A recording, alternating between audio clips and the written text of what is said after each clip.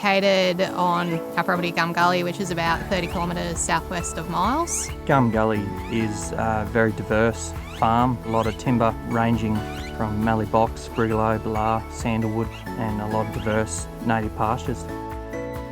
It had been really knocked around by the droughts. Our main goal was how do we bring back this place to make it a viable enterprise again. Realising we had to rehabilitate the land and rehydrate it, and fast.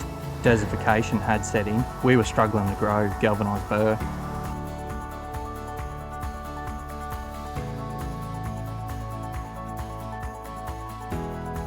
We've been here coming up 3 years now. We've also done a heap of pasture improvement. We're now starting to see higher quality pastures come through, which is obviously more beneficial for our livestock.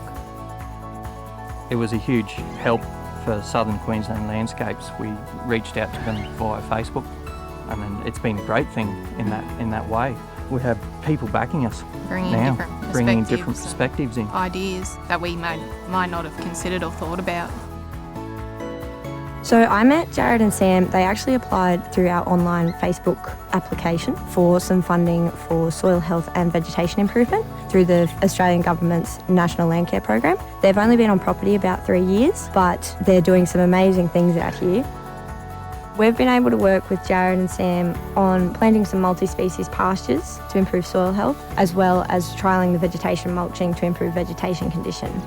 So we're able to contribute to help them out on their journey to make that land a little bit more productive whilst maintaining the habitat values and the ecosystem. And that's been supported by Landcare Australia and the National Landcare Network. Being out in the paddock, taking the shovel out, having a look at the soil, looking up the trees, the bird life that has come back tenfold from when we first got here, just with what we have done. Seeds are naturally there. The environment is going to fix itself. Be a sponge, soak up every bit of information that you can get, everything. It might be minuscule, but it's all relevant. Everything brings a different perspective. You might need it at that time, but there's no reason why you might need it 10 years down the track.